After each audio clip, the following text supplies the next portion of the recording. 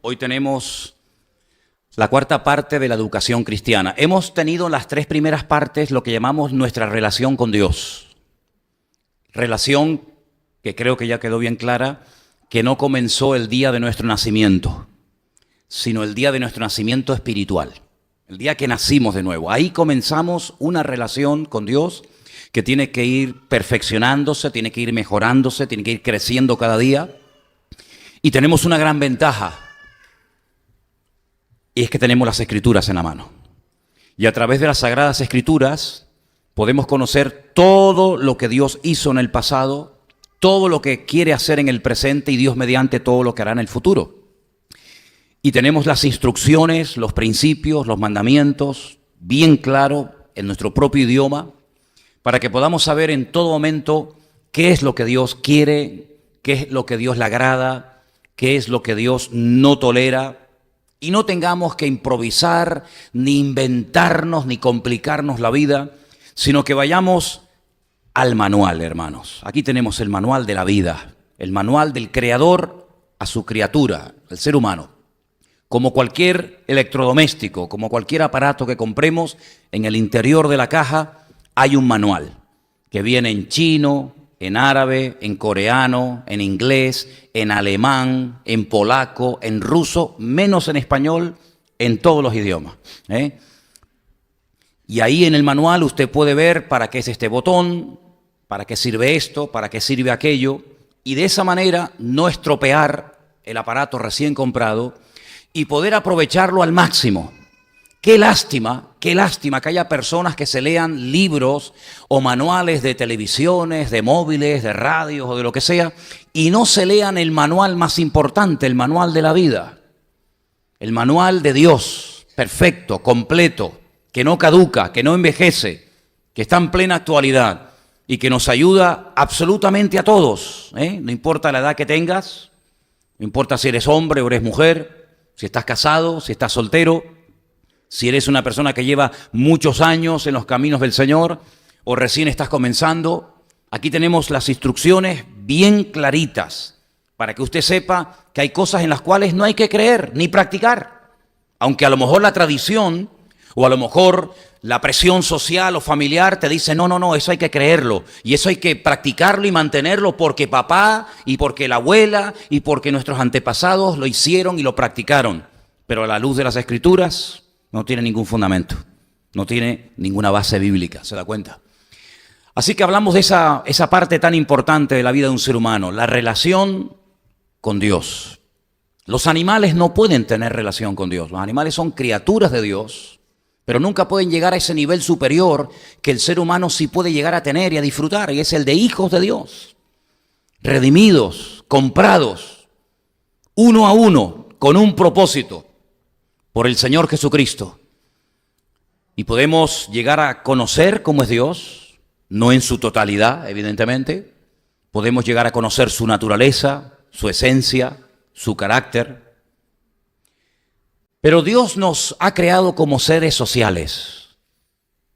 Cuando le conocemos a Él, una de las cosas que nos damos cuenta de que Dios no es un ermitaño.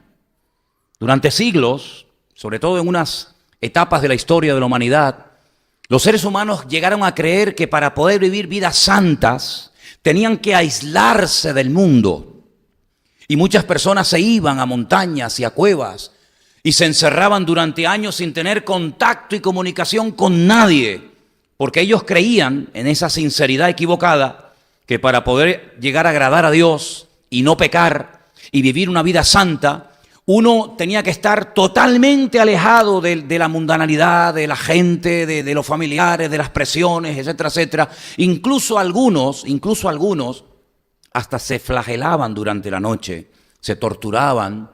Había otros, y parece mentira que esto haya ocurrido a lo largo de la historia de la humanidad, construían enormes pilares, enormes columnas, se subían a lo alto para no tener ni siquiera contacto con la tierra, y de esa manera estar, digamos, lo más santos posible, sin tocar la tierra, sin hablar con nadie, sin ver a nadie, como auténticos ermitaños, y de esa manera, pues, agradar a Dios. Si esa fuera la forma, la iglesia no tendría sentido. El Señor nos hubiera dicho, nos hubiera dado la orden de una vez que te conviertas, tienes que salir de la sociedad, tienes que buscarte un lugar tranquilo en las montañas, en una cueva, en una isla perdida, y allí vives tu relación con Dios y ya está. Pero eso no es bíblico. Está bien aislarse un tiempo. El mismo Señor Jesucristo se fue 1 mes y medio al desierto a orar y ayunar. Está bien aislarse de vez en cuando y estar en un lugar tranquilo, pero la cruda realidad, nos guste o no, es que el Señor ha diseñado lo que llamamos y conocemos como la iglesia. Y la iglesia no es una palabra que se emplea única y exclusivamente para lo que nosotros entendemos que es la iglesia, el conjunto, el grupo de hermanos, sino que la palabra eclesia era una palabra muy usada en Grecia. Y no tenía nada que ver con los cristianos, absolutamente nada que ver. Pero era como una palabra tan conocida que sobre todo el apóstol Pablo la tomó, porque la gente conocía el significado de la palabra y la utiliza para hablar del grupo, de la asamblea de creyentes que se junta con un propósito, y es el de adorar a Dios y estudiar sus escrituras y conocerlo y adorarlo a Él. Pero cuando se juntaban, por ejemplo, grupos de personas para hablar de cuestiones políticas, eso se llamaba eclesia. Era un grupo de personas, ¿verdad?, que se juntaban con la finalidad de debatir o de exponer un tema, una cuestión, digamos, política o deportiva o de cualquier otra índole. Bueno, pues esa reunión de personas que se llamaba en Grecia eclesia es la palabra que nosotros utilizamos para definir al grupo de creyentes que se reúnen en un lugar concreto durante unos cuantos días a la semana para compartir, para convivir, para aprender en el roce cotidiano, ¿verdad? Aunque no es demasiado, pero que podamos aprender a descubrir cuáles son nuestras carencias, nuestras virtudes, nuestros defectos, nuestros dones, nuestros talentos, etcétera, etcétera. Y dice la palabra que no es bíblico el dejar de congregarse. A veces uno se encuentra cristianos un tanto raros, un tanto extraños, que dicen, no, yo no necesito ir a la iglesia, yo me quedo en mi casa, yo leo la Biblia, yo oro y yo me hago mi culto y yo no tengo que congregarme, ni necesito de hermanos, ni de iglesia, ni de pastor, ni de alabanza, ni de nadie. Bueno, eso suena muy bonito, pero la cruda realidad es que eso no es bíblico. La Biblia dice que no tenemos que dejar de congregarnos. Dice, como algunos tienen por costumbre. Dice, pero ese versículo está en la Biblia. Sí, ya lo sé. Y ya había en aquellos tiempos de la Biblia hermanos que tenían la costumbre de no congregarse. Pues parece que sí. Parece que había creyentes que dejaron de congregarse. No sabemos los motivos.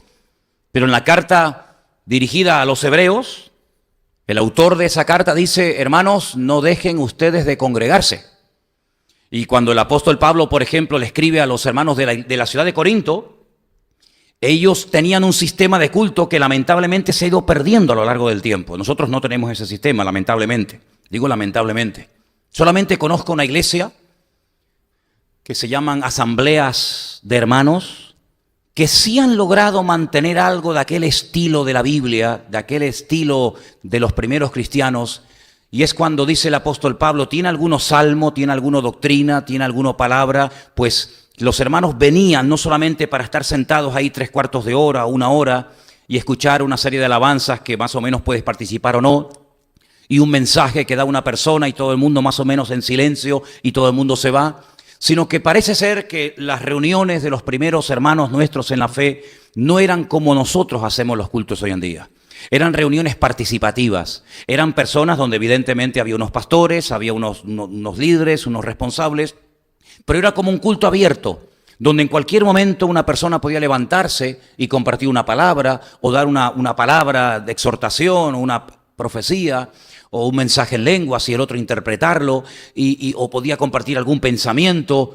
Y estas iglesias que acabo de mencionar, las asambleas de hermanos, ellos han mantenido el domingo a la mañana el culto de comunión como un culto, digamos, abierto, donde, entre comillas, cualquier persona puede compartir y puede levantarse y decir, pues mira, siento en mi corazón leerles un pasaje de la Biblia y compartir un poquito acerca de eso, ¿no? Entonces vemos que la vida cristiana no se ha diseñado para que cada uno la viva a su manera, ¿verdad? Y uno por aquí y uno por allá, sino que somos seres sociales y el Señor nos pone en algo que llamamos iglesia para que ahí no solamente escuchemos, sino para que ahí también el Señor pueda tratar con nuestras vidas. Porque una de las cosas que dijimos en una de estas exposiciones o clases que dimos es que la iglesia es el taller de Dios. ¿Cuántos dicen amén? La iglesia es el taller de Dios, donde todo lo que hacemos, no solamente dentro de los cultos, sino fuera de los cultos, de alguna manera ejerce alguna influencia o deja alguna marca en las personas que nos rodean. Nuestra relación con Dios es una relación directa, es una relación donde no hay intermediarios, donde yo puedo tener línea directa con mi Dios 24 horas al día, 365 días al año, de pie, sentado en la cama, en un hospital, en la cárcel, en un submarino, en un avión, en una iglesia, en mi casa, en el coche, donde me encuentre. Pero el tema de las relaciones interpersonales, de las relaciones con los demás, es un tema muy delicado, porque la inmensa, no digo todos, pero la inmensa mayoría de las iglesias que han tenido problemas, hermanos que a veces se han ido a otras congregaciones, generalmente no son, en la mayoría de los casos, hay excepciones lógicamente, en la mayoría de los casos no es por problemas de doctrina, no es porque un día el pastor sube a la iglesia y empieza a enseñar cosas raras y los hermanos que ya tienen más o menos cierta madurez, cierto conocimiento de la Escritura, disciernen que lo que se está enseñando no es sana doctrina, no es palabra de Dios, y dicen yo de aquí salgo escopetado, porque han adoptado una línea en la cual esto no es de Dios y yo no voy a ser copartícipe de estas barbaridades y cojo y me voy. Sino que generalmente, repito, salvo excepciones, a veces surgen encontronazos entre creyentes. Y ahí encontramos en la Biblia muchísimo material para saber cómo tenemos que comportarnos cuando surgen situaciones de choque, de diferentes opiniones, de distintas voluntades o caracteres, donde hermanos pueden llegar a enfrentarse unos contra los otros. Y la Biblia está llena, sobre todo el Nuevo Testamento, está llena de consejos sabios, de principios, que si los ponemos en práctica podemos, como se dijo hace un instante aquí arriba, poder estar juntos, pero no de cualquier manera, sino juntos en armonía, con la paz y con la bendición del Señor. ¿Cuántos dicen amén? Tenemos que aprender a relacionarnos unos con otros. ¿Lo podemos leer? Ahí lo tenemos en la pantalla. Tenemos que aprender a relacionarnos con los demás o unos con los otros. En la vida se tiene que aprender a leer. Alguien nos tuvo que enseñar a escribir. Alguien nos tuvo que enseñar a sumar, a multiplicar. Alguien nos tuvo que enseñar lo que la mayoría de nosotros sabemos hoy en día. Pero ¿dónde se aprende a convivir? ¿Dónde se aprende a desprendernos del orgullo, de la soberbia, de la arrogancia, de la impaciencia, del desorden? ¿Y dónde aprendemos a ser puntuales, a ser, solidarios, a ser, personas pacíficas y no folloneras? ¿Dónde se aprende todo eso? Pues el mejor lugar donde se debe aprender todo eso es en la iglesia. ¿Cuántos dicen amén? Este aprendizaje no es un aprendizaje de punto A, punto B y punto C, aprobados y ya nos vamos a llevar todos de maravilla. No, porque alguien dijo que cada persona es un mundo. Y donde hay personas, es imposible que no surjan en algún momento determinado problemas, encontronazos o conflictos. ¿Estamos de acuerdo? ¿Estamos de acuerdo? Dice la Biblia que una vez hubo una discusión no pequeña con unos hermanos que venían de una parte de Israel que querían imponer a la fuerza una serie de enseñanzas. Y otra parte de la iglesia, de los cristianos, decían que no era correcto imponer ciertas y determinadas prácticas que tenían que ver con el judaísmo y con la ley de Moisés a los recién convertidos. Y se tuvo que hacer un primer concilio, todos ustedes saben, eso está en Hechos capítulo 15, y allí se juntó el liderazgo, y allí vemos cómo participó interviniendo el apóstol Pablo, y Pedro, y Santiago. Y dice que llegaron a acuerdos. ¿Acuerdos para qué? Para establecer la doctrina. Ya la doctrina estaba establecida. Y ya se sabía a estas alturas lo que había que creer y lo que no había que creer. Pero parece ser que el problema no estaba tanto, ya digo, en la doctrina, sino en cómo relacionar, cómo unificar distintas opiniones dentro de una iglesia donde hay ahora una mayoría de gentiles y una minoría de judíos. Ya la moneda se dio la vuelta y ahora hay problemas porque estos tienen unas costumbres, estos hermanos tienen otras costumbres, estos vienen de un trasfondo religioso, espiritual completamente diferente a estos hermanos que se acaban de convertir. Y ahora resulta que se encuentran en la misma congregación, se encuentran en la misma iglesia, en el mismo culto, y ahí empiezan los encontronazos, ahí empiezan los problemas de relaciones. También vimos cuando estudiamos digamos, en la vida o el ministerio del apóstol Pedro, como uno de los primeros problemas que hubo en la iglesia primitiva no fue de doctrina, sino que el primer problema que hubo en la congregación fue porque hubo murmuración. ¿Os acordáis? Murmuración a la hora de la comida. Uno decía, no, es que ¿por qué le estás poniendo más a ella? Ah, porque ella es judía, ¿verdad? ¿Y por qué le pones menos a mi madre? Porque ella no es judía, ella es gentil. Y entonces comenzaron a surgir encontronazos entre hermanos y llegaron a murmurar los unos contra los otros porque creían que estaban siendo tratados injustamente, que había favoritismo, que había como clases sociales dentro de la iglesia, y entonces tuvieron que nombrar a los primeros 7 diáconos para que, oye, se apaciguara la cosa y hubiera armonía y hubiera paz y que no se rompiera y se fuera la bendición de Dios por cuestiones de comida, ni mucho menos. Vemos, por ejemplo, en la iglesia de Corinto, que se formaron grupúsculos, pequeños grupitos dentro de la iglesia, donde unos decían, no, yo soy de Pablo, el fundador de la obra, ¿no? Ah, no, yo soy de Apolo. No, yo soy de Cefas. No, yo soy de Cristo.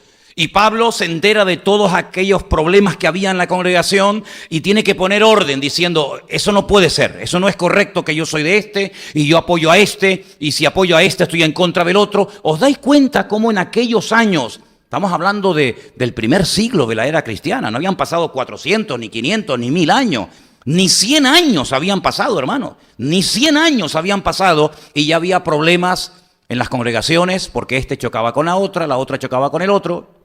¿Os acordáis cuando Pablo escribe la carta desde la cárcel a los filipenses?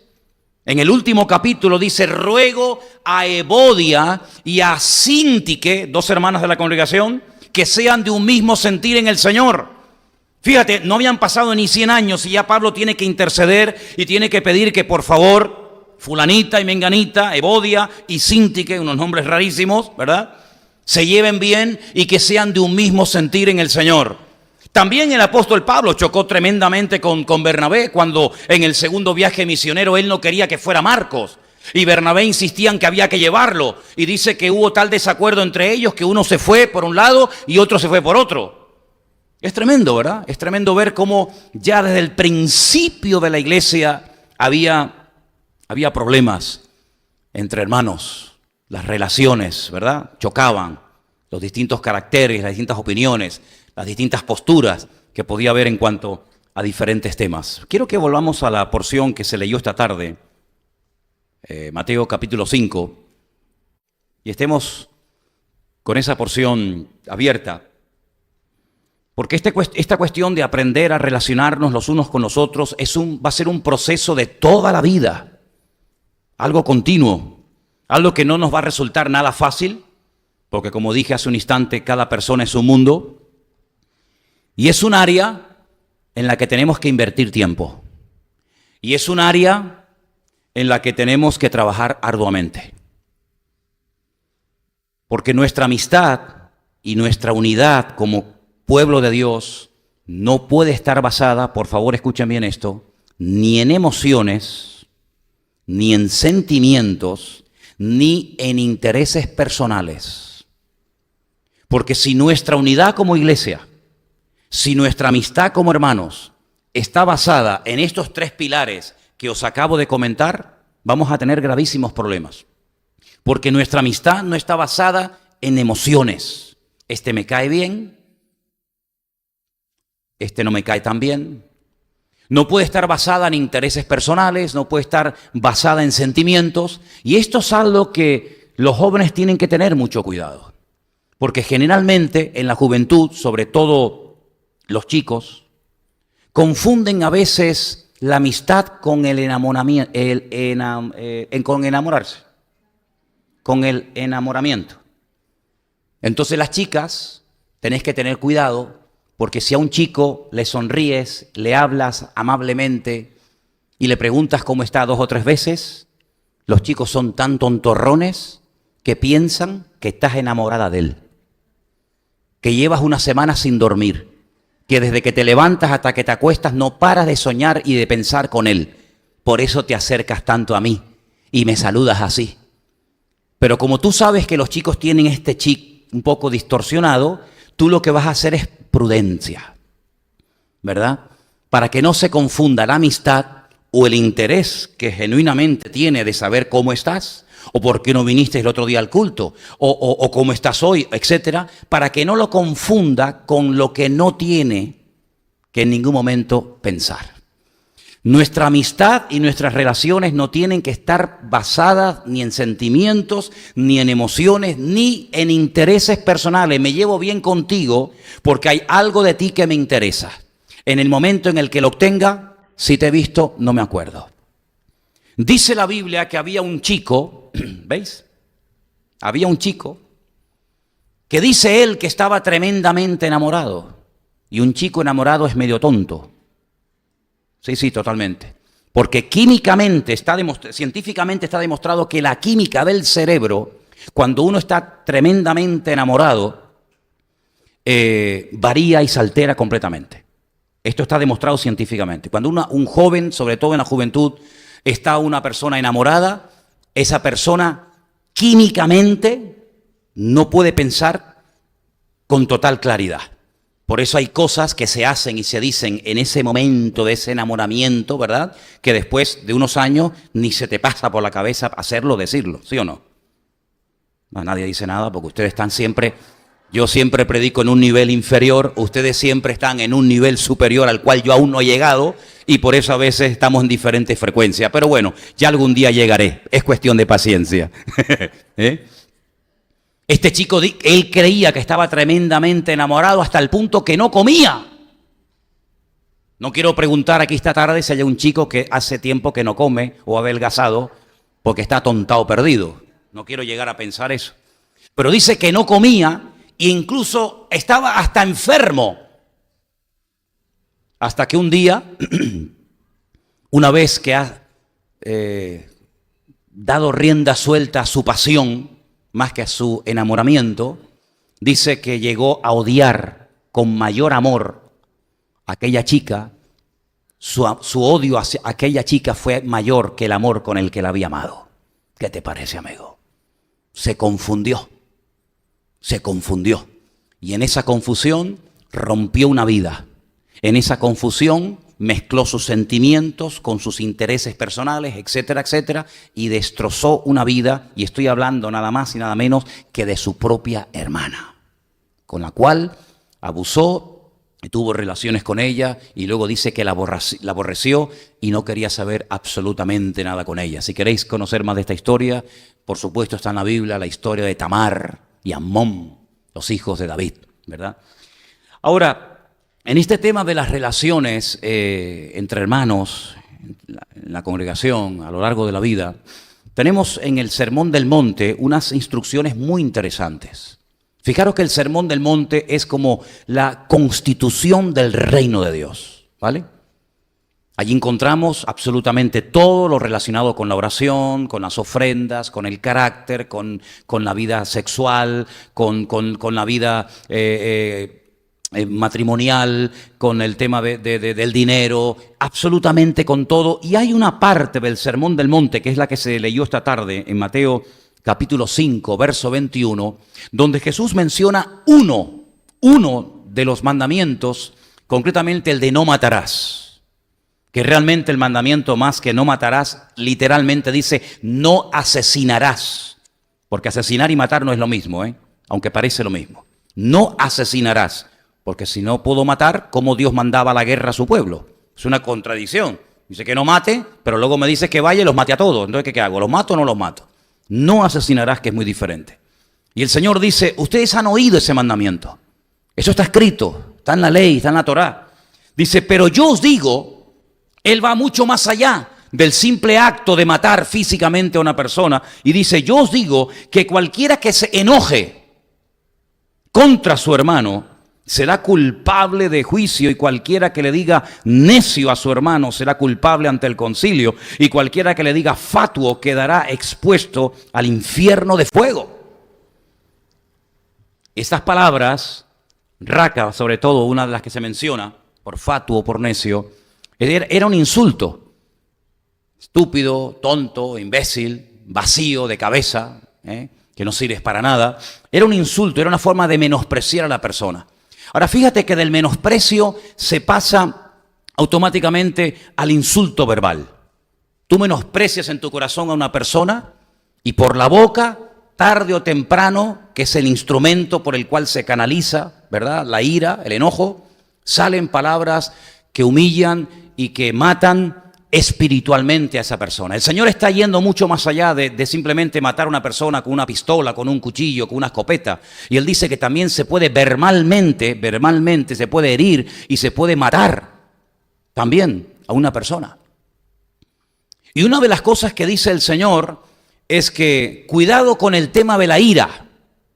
Ahora, he estudiado este tema y me llama la atención que en el texto, en griego, hay dos palabras diferentes para la palabra ira. Nosotros tenemos una sola en castellano, en español, ira.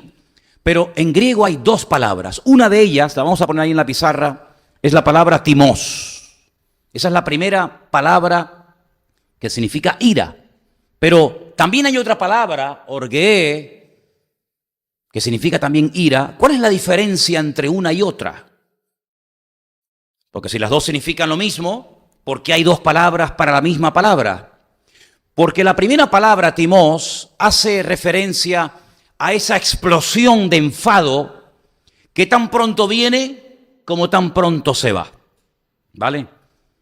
No es la ira que perdura en el tiempo, ese enfado constante y permanente que, como esa leña al fuego que lanzamos para que no se termine nunca de apagar, que ya termina formando parte de tu carácter, de tu naturaleza, de tu esencia como persona, sino que timos es la persona que se enfada.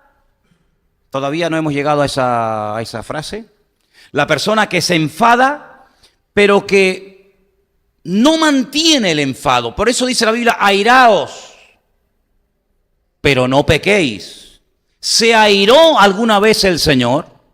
Porque claro, si nuestro modelo a imitar es el Señor, la pregunta es, ¿en algún momento el Señor públicamente se airó en contra de algo o de alguien? Sí, por supuesto. Por supuesto. Y no vamos a cuestionar aquí al Señor en su actuación de decir, madre mía, el Señor, ¿qué ha hecho? ¿Tú te atreverías a decirle al Señor, Señor, ¿qué has hecho? ¿Lo estás haciendo mal? Vamos. Cuando el Señor entra en el templo y hace un látigo con las cuerdas y vuelca las mesas, Él no está entrando allí de una forma pacífica y amorosa, diciendo, chicos, ¿qué ha pasado aquí? A ver. Malo. Eso no se hace. Venga, de cara a la pared un ratito, venga. Si te portas bien te compro un helado. No. El Señor entró con ira. Habéis convertido mi casa en una cueva de ladrones. Y esto tiene que ser un lugar santo, sagrado. Esto tiene que ser una casa de oración.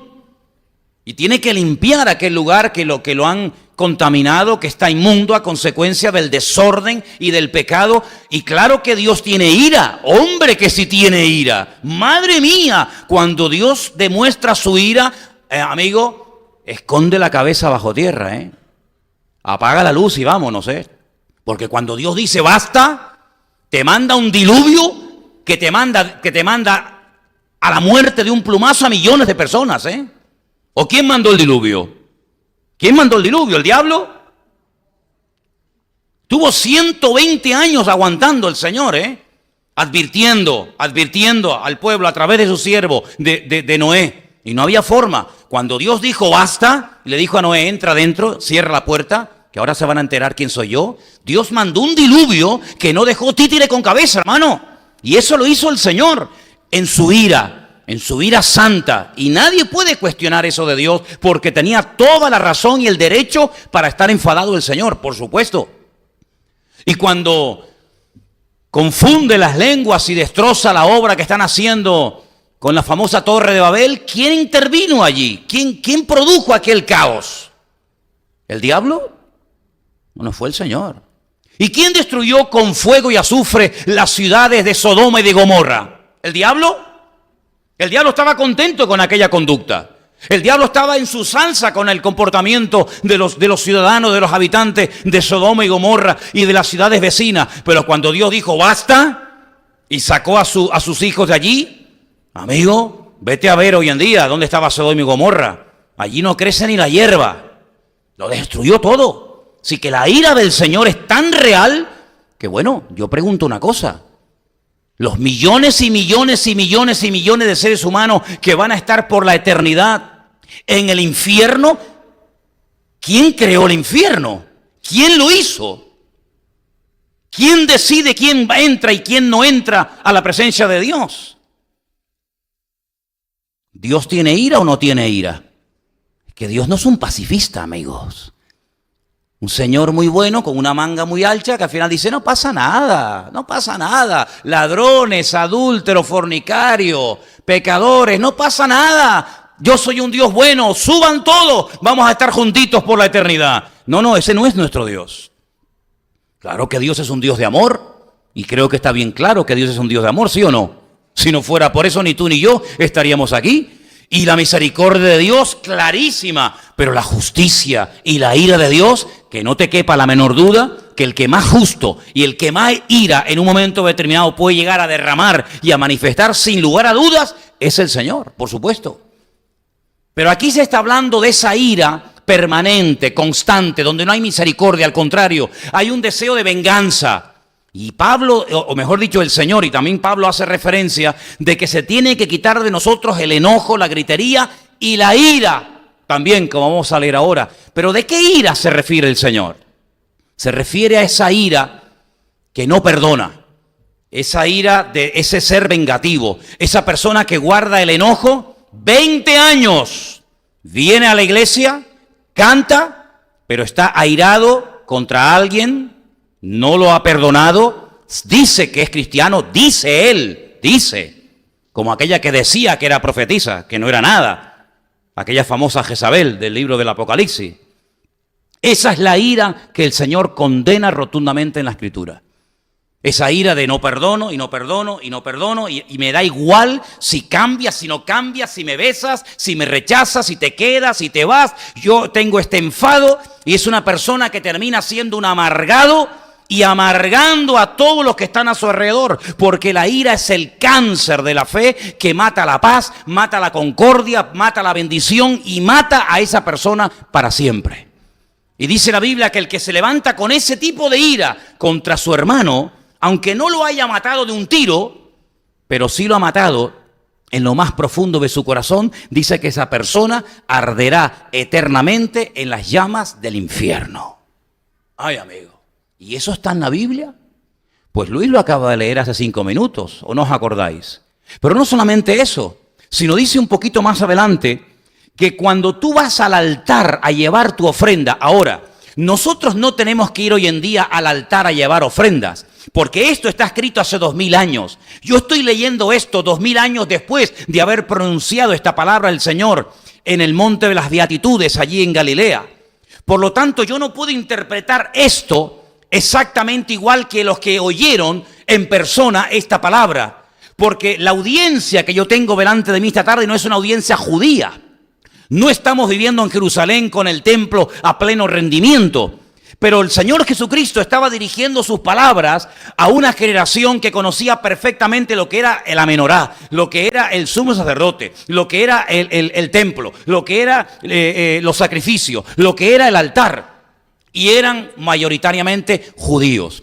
Cuando Él le dice a su audiencia en aquel momento lo siguiente, versículo 23, si traes tu ofrenda al altar y allí te acuerdas de que tu hermano tiene algo contra ti, deja allí tu ofrenda delante del altar, anda, reconcíliate primero con tu hermano Y entonces ven y presenta tu ofrenda. ¿A qué altar se refiere al Señor? En las iglesias se llama altar a esto, ¿verdad? Y hay gente que dice, hermanos, pasen al altar. Esto no es ningún altar, esto es una plataforma.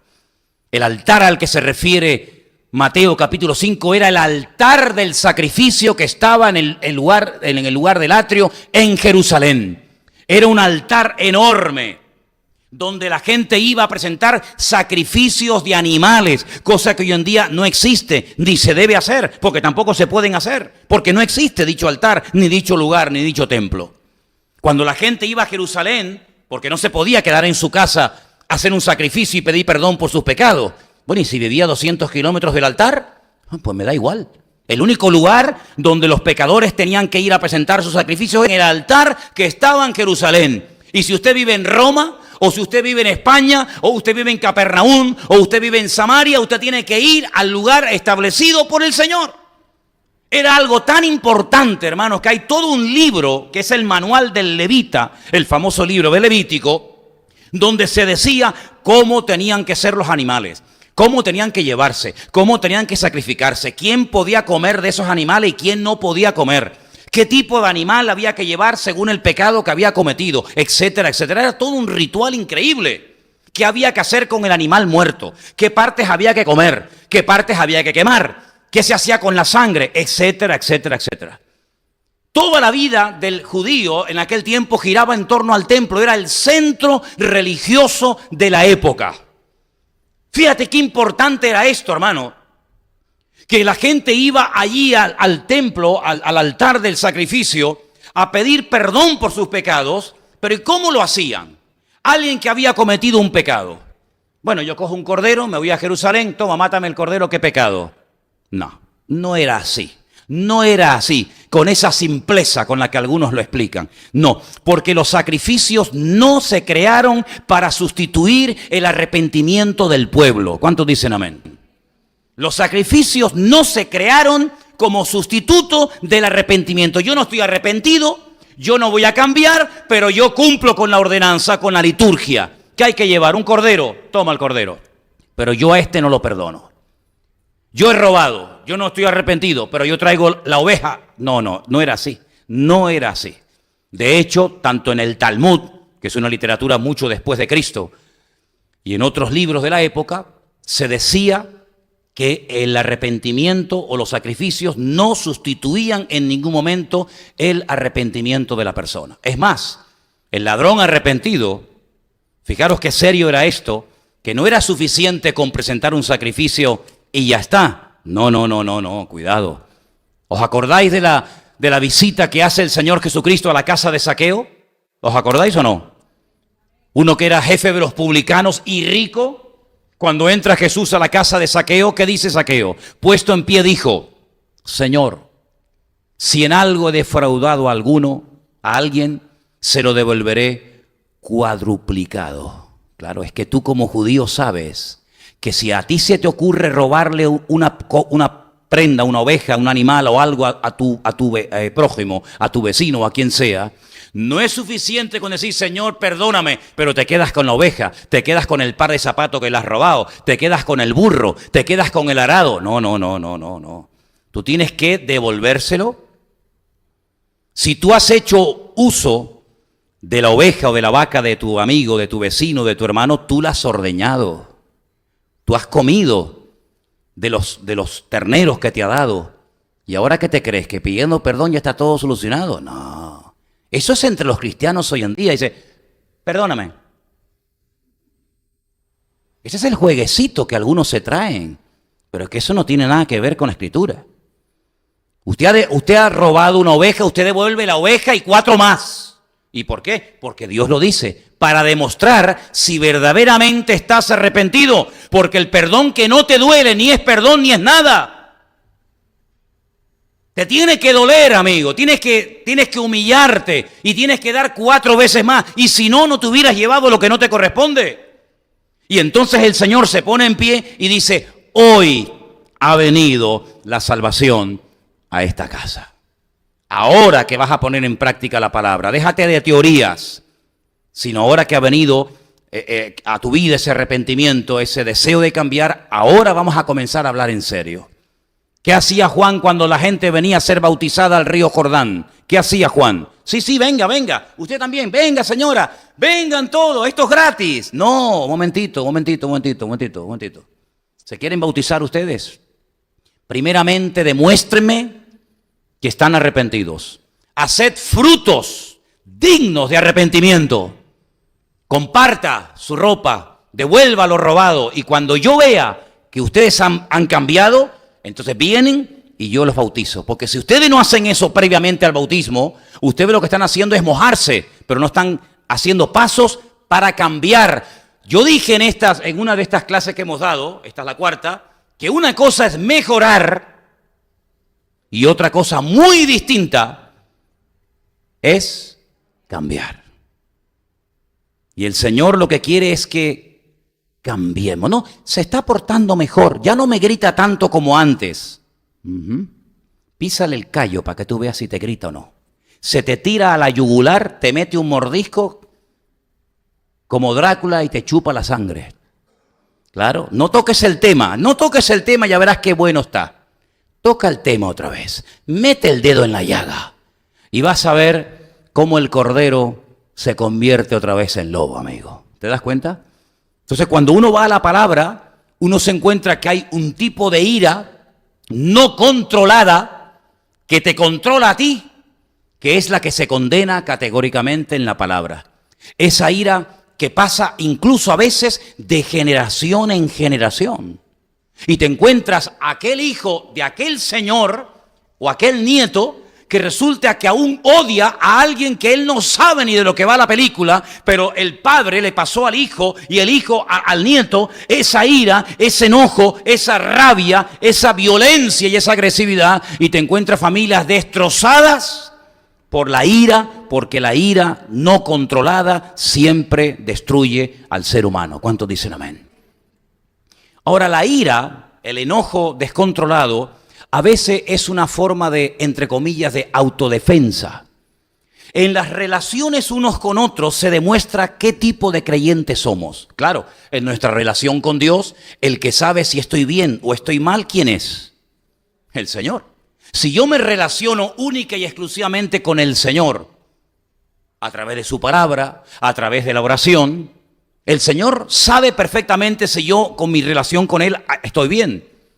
Pero amigo, y ahora cuando bajo a la arena, cuando bajo al terreno de la realidad, ahí se demuestra no solo delante del Señor, sino a uno mismo y también al que me rodea, si mi crecimiento es real o mi crecimiento es única y exclusivamente teórico. Porque este mensaje de esta tarde tiene una parte teórica, como todos, pero es un mensaje que nos tiene que llevar a la práctica.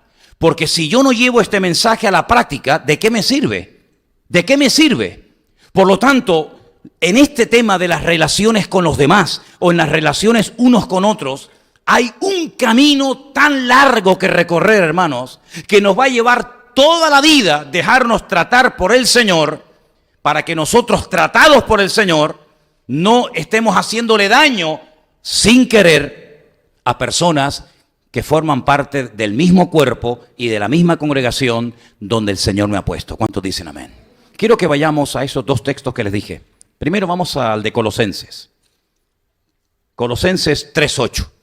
Miren qué bonito.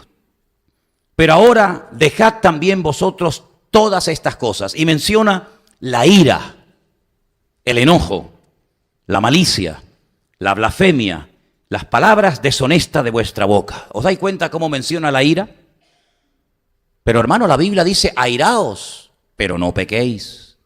Airaos, pero no pequéis. No se ponga el sol sobre vuestro enojo.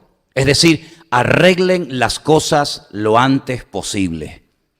¿Cómo es posible que matrimonios que lleven 50 y 60 años de casados salgan en televisión, en radio y en los periódicos continuamente? Señor de 75 años mató a su mujer de 28 puñaladas porque la quería y luego se ahorcó. Y dice, ¿cómo es posible? ¿Verdad? ¿Cómo es posible esto? Pues no será el primer ni el último caso en España, en este país, que ocurren casos como estos. ¿Es que acaso la ira va desapareciendo con el paso del tiempo? ¿Ah, sí? ¿Un señor de 80 años no tiene la ira que puede tener un chico de 20? No me digas, no me digas. Pues estamos viendo constantemente personas que no importa la edad que tengan, ni la cultura, ni si son de campo o son de ciudad, vemos que personas con muy avanzada edad son capaces de levantarse y asesinar y descuartizar y darle hachazos a su mujer hasta el punto de matarla. ¿Qué te parece? Y luego algunos dicen, intentó matarse, pero no lo consiguió. ¿Qué cosa? Y con la otra tuvo una puntería tremenda y con él. Otro versículo muy interesante acerca de la ira es Santiago capítulo 1, verso 20, y dice así, Santiago 1:20, porque la ira del hombre no obra la justicia de Dios. Este es buenísimo. Cuando la ira domina las circunstancias, cuando la ira como caballo desbocado pierdes el control, aunque Dios quiera obrar, tu carácter ha contaminado de tal manera el ambiente que cuando la ira del hombre se manifiesta, la justicia de Dios no se puede bajo ningún concepto manifestar. Ahora, hay cosas que nosotros podemos hacer y también podemos evitar para fortalecer y para enriquecer las relaciones. Por ejemplo, un consejo que yo siempre doy, y espero que lo cumplamos, es no estés siempre con la misma gente. Abre tu círculo de amistades. Siempre estás con los mismos o con las mismas. ¿Por qué? Si la iglesia es el taller y el lugar donde Dios te puede poner en contacto con personas de otra edad, de otra cultura, de otro nivel, ¿por qué no lo aprovechas? ¿Por qué única y exclusivamente tienes un círculo tan reducido de amigos o de amigas y te pierdes la riqueza de poder entrar en contacto con otras personas que seguramente fuera del ambiente o del círculo de la iglesia nunca conocerías? Pero que sin embargo el Señor a tu lado pone a un señor de edad y pone a un niño y pone a una señora y pone a un hermano de miles de kilómetros de distancia de aquí, de otro país o de otra cultura, para que entre todos podamos disfrutar y enriquecernos mutuamente los unos a los otros. Entonces, mi primer consejo es: amplía tu círculo de amistades dentro de la congregación. ¿Cuántos dicen amén? ¿Lo van a hacer? Este lado no ha dicho nadie amén. ¿Lo vais a hacer?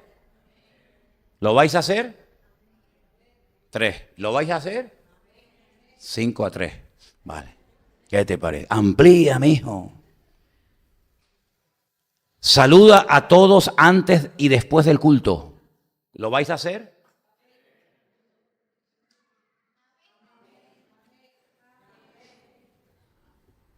Saluda a todos antes y después del culto. Pero ¿cómo lo vas a saludar si siempre sales como los bomberos, corriendo? Imposible. Dedica tiempo. Es que para tener amistad y conocer a la gente, tienes que invertir de tu tiempo. Es un trabajo. No es apretar un botón. Ahora llego y en cuanto yo llegue, hacen así, todos vienen a saludarme, a besarme. Ay, ¿qué tal? ¿Cómo está? No sé qué. No es así. Tienes que invertir tiempo, tienes que sembrar para poder cosechar. ¿Cuál era el primer consejo? Ya se habías olvidado. Abre tu círculo de amistades. Hoy tienes que acercarte. Hoy tienes que acercarte, hermanito y hermanita que me escuchas, a alguien con la que no has hablado nunca en la iglesia. A ver, mira a tu alrededor, por favor. Miren a su alrededor. Miren a su alrededor. A ver, usted, hermana. Sí. Póngase de pie un segundo, hágame el favor. ¿Usted en esta congregación esta tarde ve a alguien con la que nunca ha hablado o saludado o cambiaba algunas palabras? Mire, ve si hay alguien. El señor de lentes que está allá. El fratello. ¿De aquí? Ok. Y aquel de allá. Mira, ya tienes a 2. Ya tienes trabajo esta tarde. Qué bueno, qué bueno. Perfecto. Qué bueno. Patricia, ponte de pie. Mira a tu alrededor, ¿hay alguien en la congregación con la cual tú nunca has hablado, ni le has saludado, ni le has dicho nada, aunque a lo mejor lo has encontrado en la iglesia? Fíjate, a ver, mira para atrás, para arriba, para todos los lados. ¿Hay alguien? El chiquito que está aquí. Ya tienes trabajo. Nuria, ahí arriba, mira para abajo. ¿Hay alguien aquí en la congregación que tú ves con la cual nunca has hablado, nunca te has relacionado, no le has preguntado, hola, ¿qué tal? ¿Cómo estás? ¿Cómo te llamas? ¿Dónde vives? La chica de... A ver, vienen para allá las dos chiquitas. ¿Cuál de las dos? Ella, ¿no? Pues ya sabe, después del culto. Hermanos, seguro que, no digo todos, pero algunos de ustedes en esta tarde, seguramente no conoces a la persona que está detrás de ti. Y es tu hermano en Cristo. Y si se metieran con nosotros y nos persiguieran, te perseguirían a ti y al que está detrás tuyo, y al que está a tu izquierda, y al que está a tu derecha, y al que está delante. Entonces, hermanos, ¿para qué esperar a la gloria? ¿Para qué esperar al cielo para conocernos? ¿Y por qué no empezamos desde hoy? ¿Qué les parece? Abre tu círculo de amistades. ¿Cuál era el segundo punto? Saluda a todos antes y después del culto. Ni un amén. A ver si el tercero les gusta más. Ponme el tercero, Diana. Ayana. Alégrate de las victorias ajenas. Claro. Cuando alguien recibe una victoria, tómatela como si fuera tuya. ¿Cuántos dicen amén? Alégrate con su victoria, ríe con el que ríe, llora con el que llora y sufre con el que sufre. Dice la Biblia, cuando a ti te va bien, a mí también me va bien. ¿Cuántos dicen amén? Y cuando a ti te va mal, a mí también me va mal. ¿Qué te parece? Ahora, es muy interesante este tema de las relaciones, porque hay personas que no fueron cristianas, que no fueron creyentes, que hablaron acerca de lo que era la amistad, las relaciones. Por ejemplo, hay una frase que vamos a poner ahí de un tal Cicerón. ¿Verdad que os suena? Ay, amigo. Cicerón dijo en una cierta ocasión, cuando la ira entra en escena, no se puede hacer nada con sensatez. Es buena, ¿eh? Parece un proverbio, pero es una frase de un pensador, de un filósofo griego. Lo vuelvo a repetir, cuando la ira entra en escena, no se puede hacer nada con sensatez. Antes del domingo la frase la vamos a poner en la pantalla, no se preocupe. Ah, que no funciona. Vale, ok. La segunda frase es de Séneca. Séneca era español, ¿sabéis? No, griego, no, español. Era español. ¿De dónde era? Era de Córdoba, de la ciudad de Córdoba. No, era un filósofo griego, no. Este era de los nuestros. Dice, la ira es una locura breve. Es verdad, ¿eh? En un momento de ira, las locuras que se pueden hacer y las tonterías que se pueden decir. Dicho sea de paso, en esta tarde tú estás cómodo aquí. ¿Alguien te incomoda?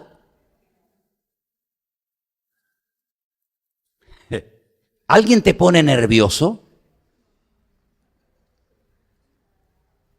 Es interesante esto, ¿eh? Y yo sé por qué lo digo. Porque yo tengo discernimiento espiritual y soy el pastor de la iglesia.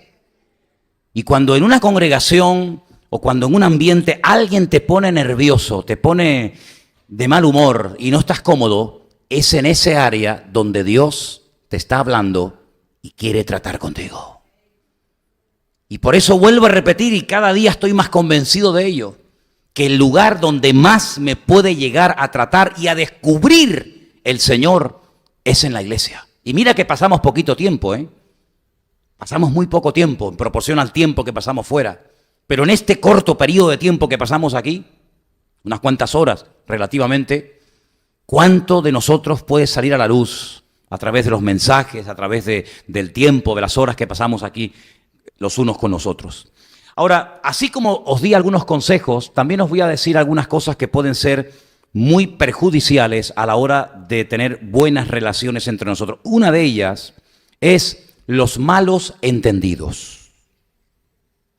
Es que yo creía, y yo no creí nunca en ningún momento eso. Ay, es que yo pensaba, es que yo no pienso.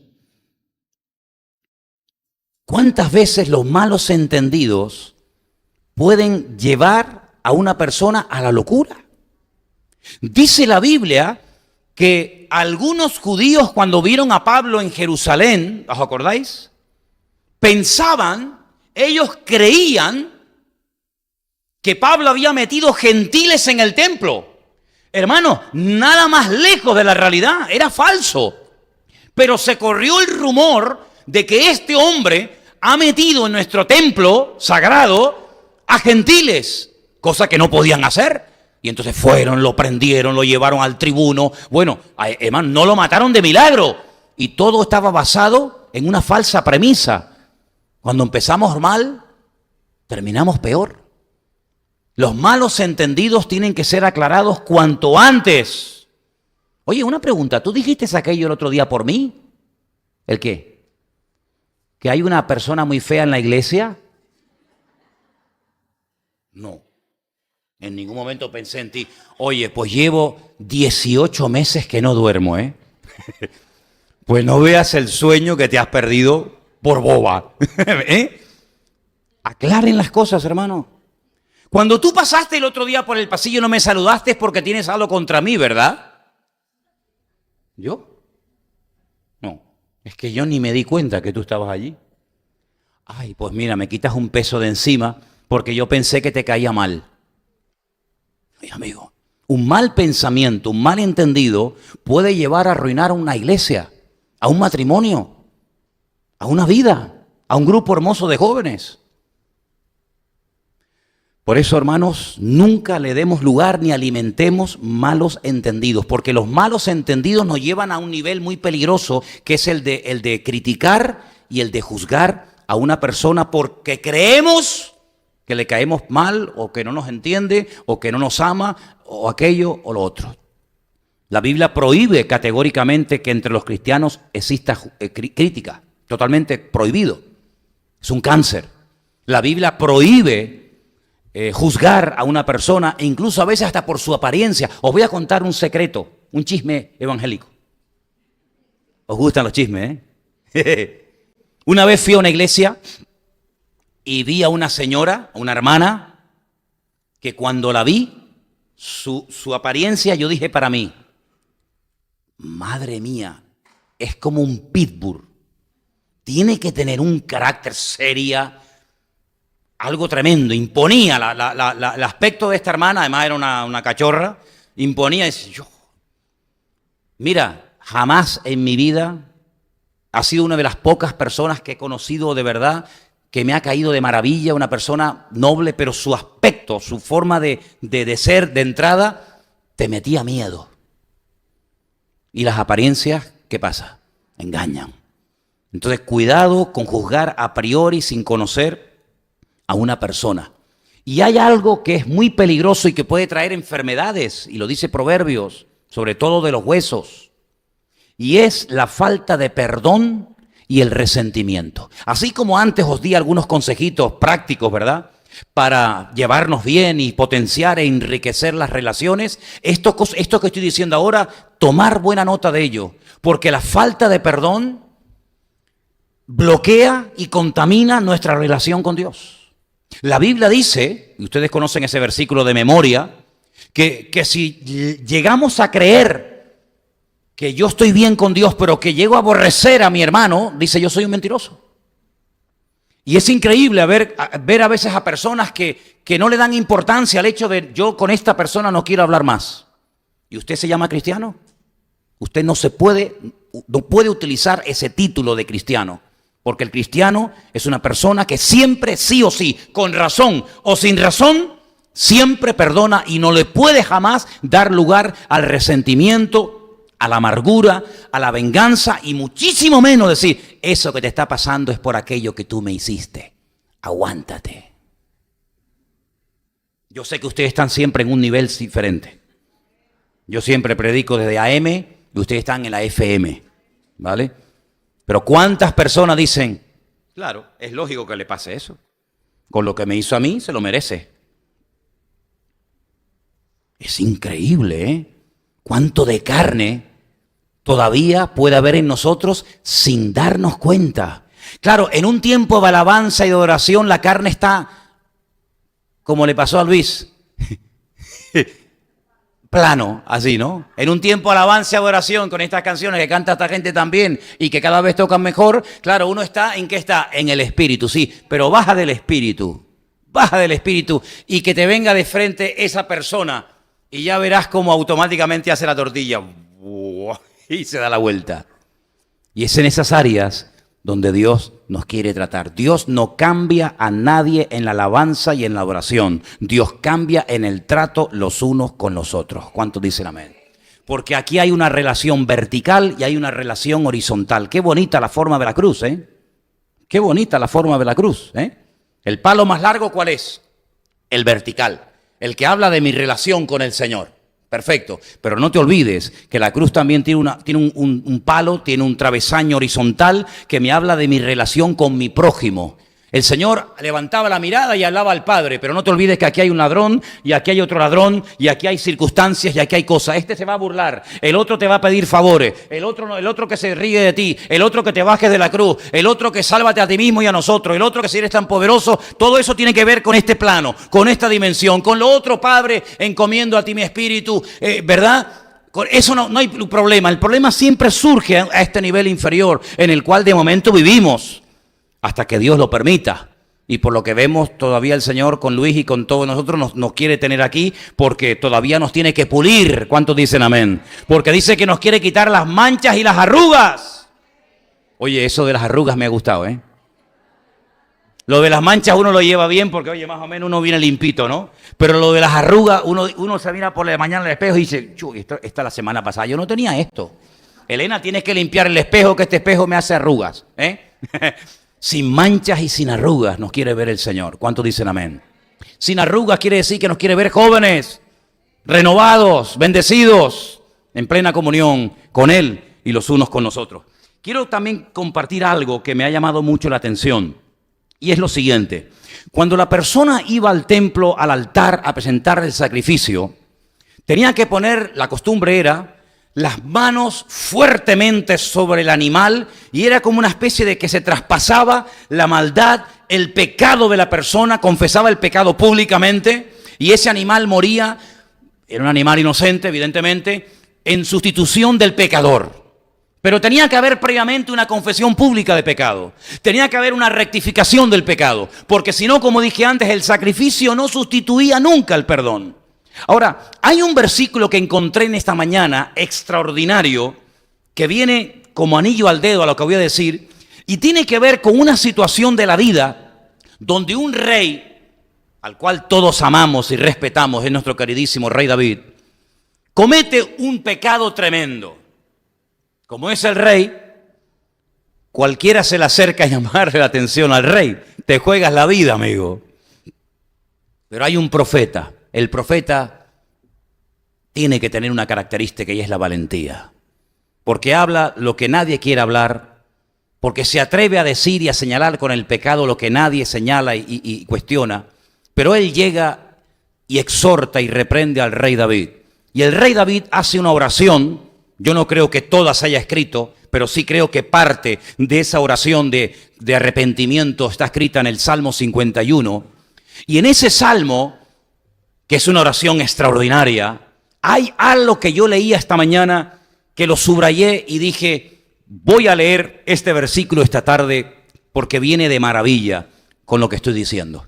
El Salmo 51, verso 17 dice así: los sacrificios de Dios son el espíritu quebrantado. Al corazón contrito y humillado no despreciarás tú, oh Dios. ¿Lo leemos juntos, hermanos? Es buenísimo, ¿eh? Vamos. Los sacrificios de Dios son el espíritu quebrantado. Al corazón contrito y humillado no despreciarás tú, oh Dios. ¿No dijo en cierta ocasión o en varias ocasiones el Señor, estoy harto de vuestros sacrificios? En muchas ocasiones, ¿verdad? Simplemente rituales, religiosidad, liturgia, pero no había cambios genuinos en el corazón. Sin embargo, el Señor nunca se va a cansar de ver gente humillada, quebrantada y verdaderamente arrepentida delante de la presencia del Señor. Llegó un momento a decir, no quiero más sacrificio, no quiero más ofrenda, aborrezco todo esto que estáis haciendo, pero nunca jamás le dará la espalda ni echará de su presencia a una persona con un genuino arrepentimiento y con un corazón contrito y quebrantado delante de la presencia del Señor. Es más, el profeta Isaías dice que el Señor habita en la altura, en la santidad y con el quebrantado y humilde de corazón. ¿A ver ese versículo? Es buenísimo, ¿eh? ¿Dónde habita Dios? ¿Cuál es la dirección de Dios? Dice el profeta Isaías, Dios habita en la altura y en la santidad, y con el quebrantado y humilde de corazón. Eso dice la Biblia. Y por eso la palabra de Dios nos enseña a llevar nuestros impulsos carnales, uno de ellos es la ira, a ponerlo bajo el señorío de Cristo, para que, como dice la Biblia, airaos, pero no pequéis, no se ponga el sol sobre vuestro enojo, y nuestra vida no sea dominada ni por la ira, ni por el enojo, ni por el resentimiento, ni por la amargura, sino que podamos vivir vidas libres. Porque si nosotros estamos en paz con nosotros mismos, vamos a estar en paz con la gente que nos rodea. ¿Cuál es el gran problema de muchos creyentes? No me quiero detener mucho en esto, pero sí quiero tocar unos puntos. ¿Cómo está tu nivel de autoestima, hermanita, hermanito querido? ¿Cómo está tu nivel de autoestima? Hay gente que se niega a hacer cosas en la iglesia. ¿Quieres orar? No. Llama a otro. ¿Quieres pasar a leer los anuncios? No. ¿Quieres compartir la palabra? No, que va, ni loco. Una cosa es la timidez, y yo os digo, aunque no lo creáis, porque ustedes no conocieron esa etapa de mi vida, ustedes me han visto a mí siempre de pastor. Ustedes siempre me han visto a mí en el púlpito de pastor. Ustedes no me conocieron a mí antes. Yo era una persona tremendamente tímida, solitaria. Mira, te puedo contar cantidad de anécdotas. Yo cuando iba, por ejemplo, con mi hermana por la calle y quería entrar a una tienda de música para comprar las cuerdas para mi guitarra, que las quería cambiar, o quería preguntar por el precio de un instrumento, o quería entrar, o quería saber cuánto costaba esa camisa, o esas zapatillas, o lo que sea, yo era incapaz de entrar. Créetelo. Yo decía, entra y pregúntale cuánto vale. ¿Por qué no entras tú? No, entras tú. Ella entraba, yo me quedaba afuera. ¿Cuánto vale? 50, venga, vámonos. O entramos. Era incapaz de entrar y preguntarle nada a nadie. Un día conocí a una chica, antes de conocer a mi mujer, y quedamos en un sitio a una hora, y cuando yo llegué a ese sitio, era una cafetería que tenía unas escaleras así para abajo. No estaba así a nivel de calle. Entonces yo llego a la escalera, la veo a ella sentada al final de la escalera en una mesa, y le digo, hola. Y había otras mesas, y los que bajaban, la gente de las mesas miraba. Y yo hice así, cuando vi a la gente que me miraba, le dije, me di media vuelta y me fui. Incapaz de bajar por unas escaleras y que la gente a mí me mirara. Así era yo.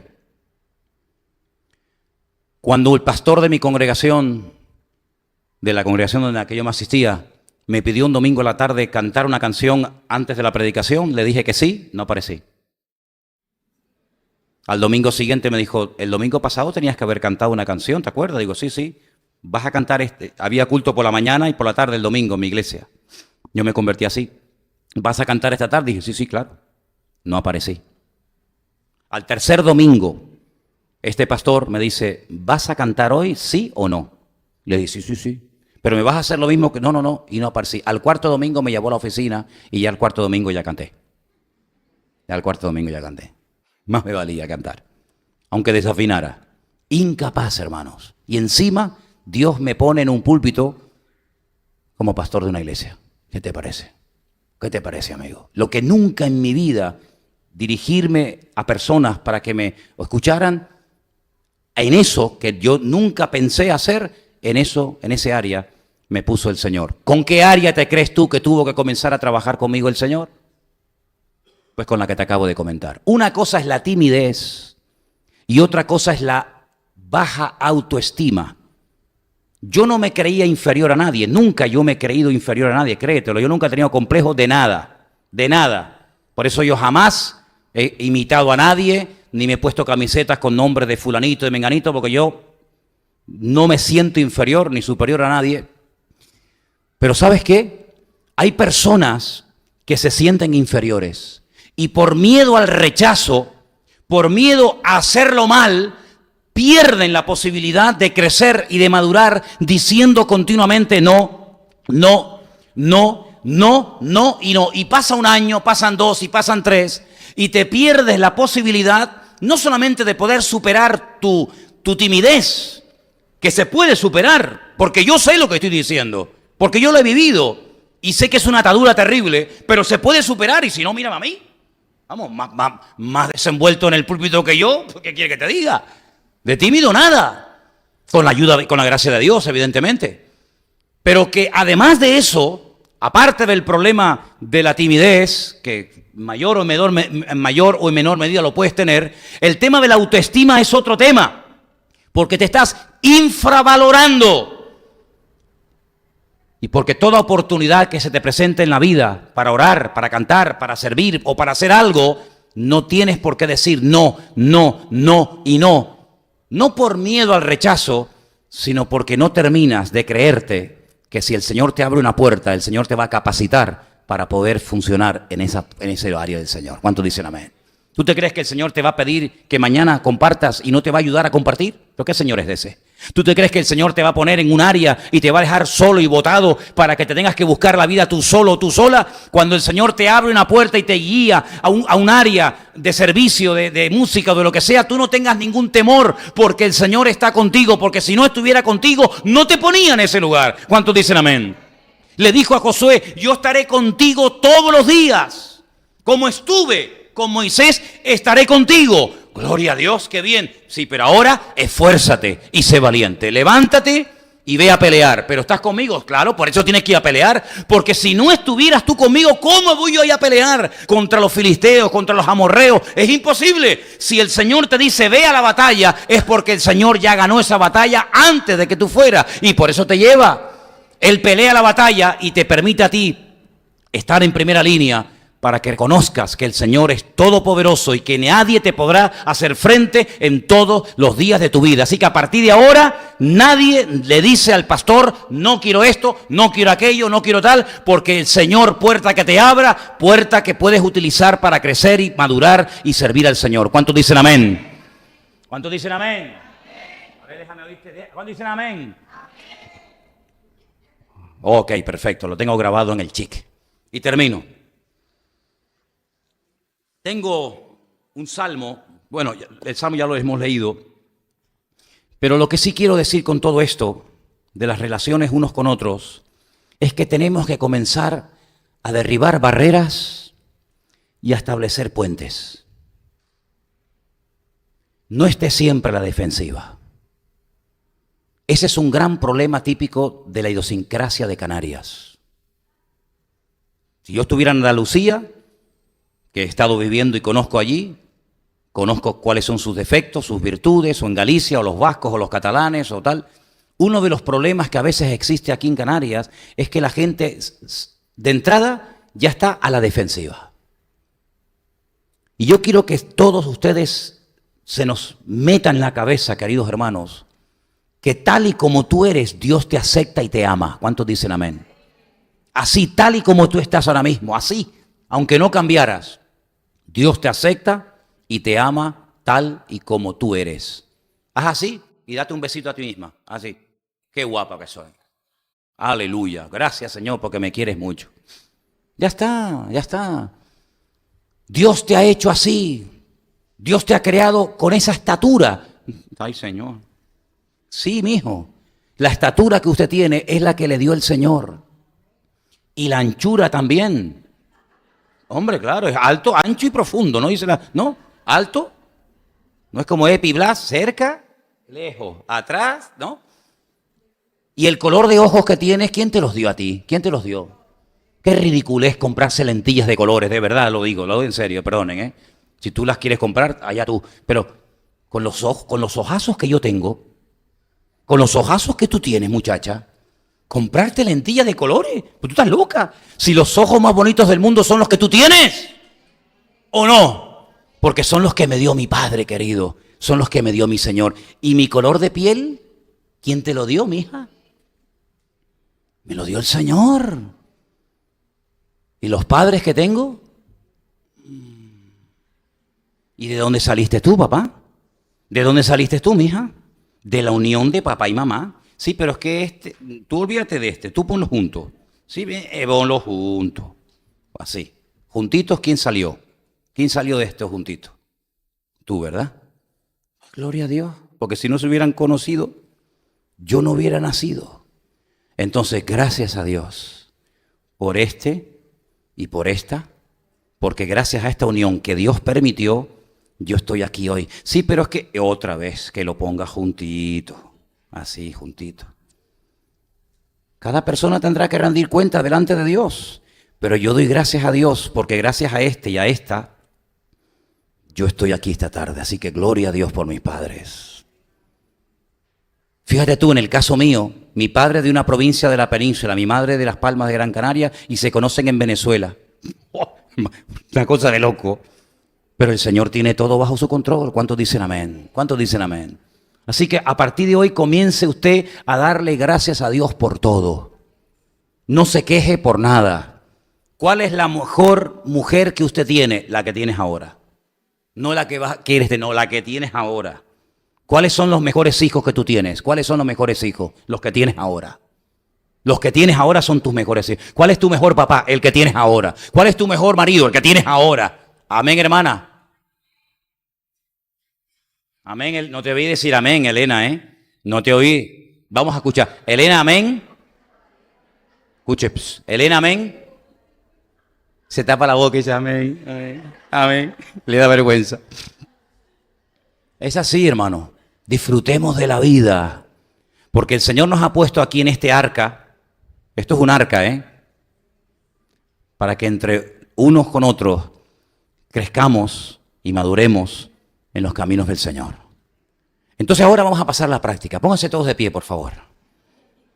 Algunas hermanas dijeron, no, yo no he saludado nunca a aquel señor, ni a aquella no. Ok, ahora quiero que salga de su asiento, mientras los músicos suben aquí arriba. Ahora quiero que salgan de su asiento, por favor. Y esas hermanas y esos hermanos que nunca se han saludado en la iglesia, quiero que vayan y se saluden y se presenten. Y hágalo usted, hermano. Si usted ve a su lado algún hermano o alguna hermana que no conoce o que hace tiempo que no veía, por favor, pasemos a la práctica. Todos, por favor, en esta tarde. Pase a la práctica, preséntese. Dígale, hermano, me llamo fulana de tal. Aleluya.